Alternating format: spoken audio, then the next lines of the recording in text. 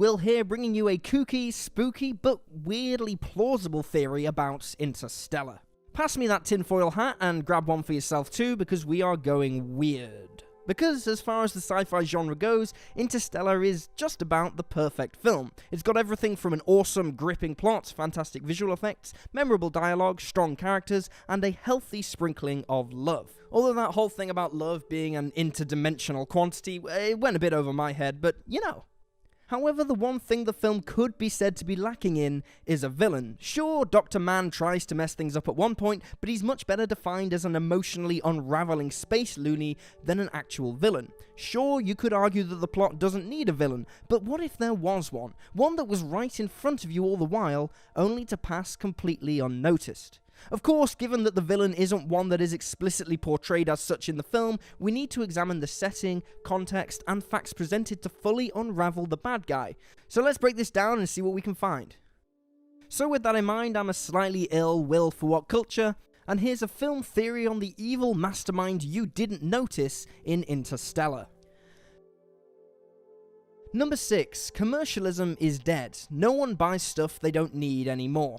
One of the most poignant lines from the film is, "We didn't run out of TV screens, we ran out of food," an idea very much in line with the views of environment crusaders who warn against the dangers of over-exploitation of resources that increasing commercialization brings with it. In the film, society seems to have learned its lesson. No one buys stuff anymore, neither do they buy into the idea of buying stuff they don't need. Everyone has realized what a bad idea endless greed was, and gone back to a simpler, minimalist lifestyle. For a world that is set in the future, there is a conspicuous absence of modern gadgets and advertisements from the setting.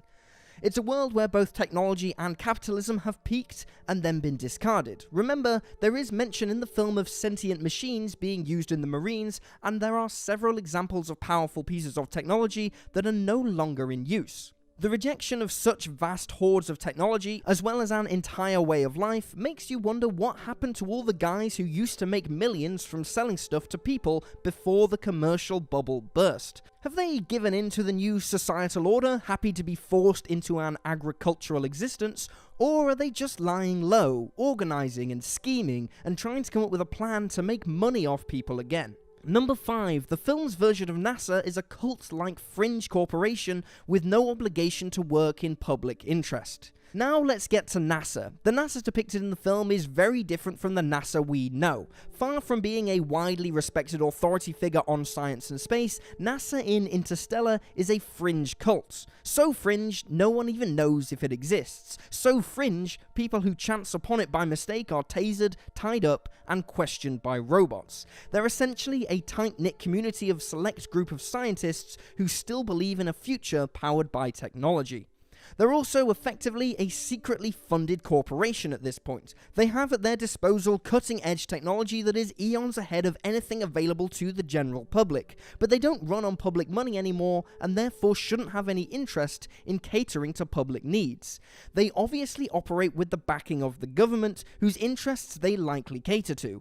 If they're operating on private funds, that makes them answerable to private investors. Both of these factors are problematic in context and are going to be very important later on. Which leads us to number 4. NASA are the only ones who are saying Earth is doomed, and they are experts at lying and manipulation. Let's examine NASA's statement that the human race won't survive on Earth. First off, everyone except NASA seems to be very optimistic about things getting better on Earth with time, effort, and making the right decisions. How much can we trust an organization that isn't obliged to address public interest with something so directly related to public interest? Let's take a look at NASA's honesty count in the film. First, they use Cooper's natural curiosity against him from the start, asking him for his word to pilot the shuttle before so much as telling him what their great plan is. Their plan, in the form that they explain it to him, of course, is a huge lie. They never planned to save all of the population on Earth, or even a part of it, something that is later made explicit in the film. That's right, they lie to the very guy who was meant to champion their cause and save mankind.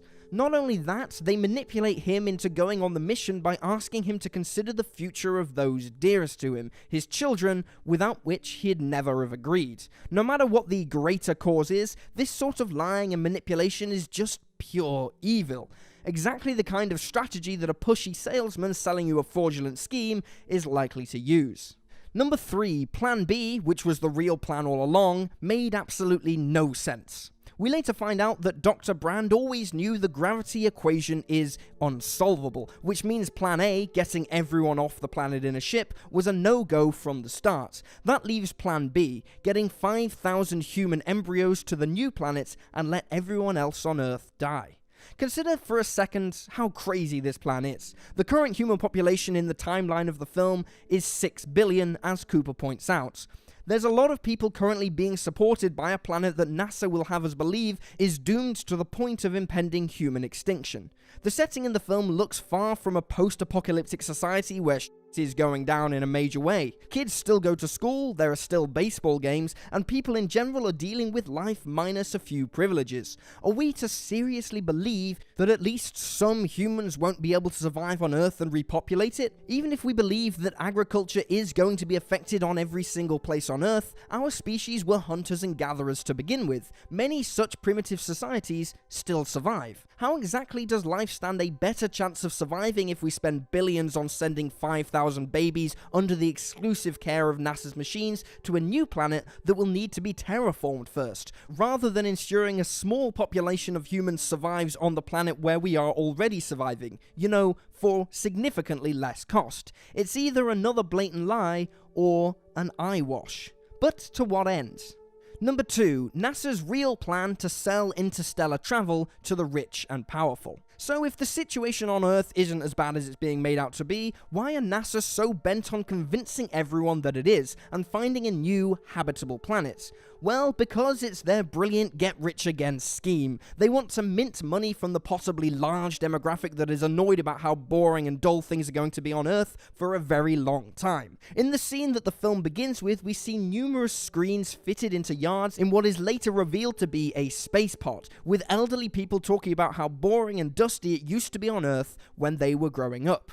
What purposes do these messages serve, and more importantly, how did these people live to be so old on what was supposed to be a dying planet running out of food?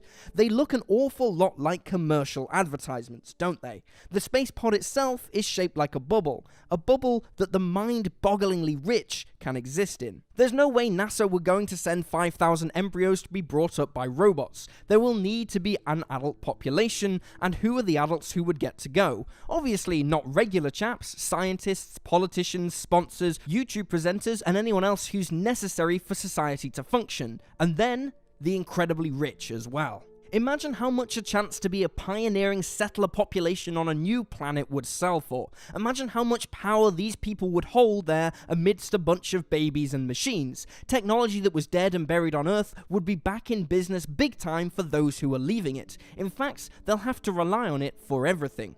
This would give enormous power in the hands of people who own that technology. That's NASA and the people who've been funding them. Meanwhile, back on Earth, they're probably going to aggressively market a fun, non-dusty, technologically advanced future on another planet, and people from all sections of society will increasingly give in to the greed of accumulating enough resources for their ticket to a brighter future. And before you know it, the same structures that ended up screwing humanity over will re-establish themselves. Number 1, the brand versus man metaphor. If you're still not entirely sold on this idea, consider the metaphor based on the names of two very important characters in the film. The head of NASA is called Dr. Brand. He's selling a brand, an abstract concept, an idea of trust for people to buy into and keep pouring resources into. He's a ruthless individual who will lie and manipulate to serve what he perceives is the greater purpose. The other guy, who is also hailed as a hero for most of the film, is called Dr. Man. Man as in human being. Dr. Man is seen as a genius, the best of us. He buys into the concept Brand sells him and embraces it. He falls for the lure. But when he's out there on the deserted planet on his own, he realizes he'd gotten more than he'd bargained for. In his own words, he says he never expected the planet he went to not be the one with a promise for life. When he realizes the full gravity of what's going on and what the really important things in life are, he gets into a frenzied state and tries to return, but sadly, it's too late. It's striking symbolism for the constant struggle between commercialism and the individual that plays out in our real lives, and what might well be the theme for the secret hidden subplot in Interstellar that you never noticed. And there you have it, folks, a kooky but hopefully interesting and plausible theory on the real evil masterminds behind Interstellar. Feel free to drop this video a like if you enjoyed it, and feel free to swing on by That Film Theory for more of that scrumptious cinematic speculation, courtesy of our very own Jules and Ash combination. In the meantime though, why not drop a comment with your own thoughts on this theory? Maybe you think it's amazing, maybe you think it's total. Either way, it's always interesting to hear what you've got to say. I've been Will for What Culture, thanks for hanging out, and I'll see you next time.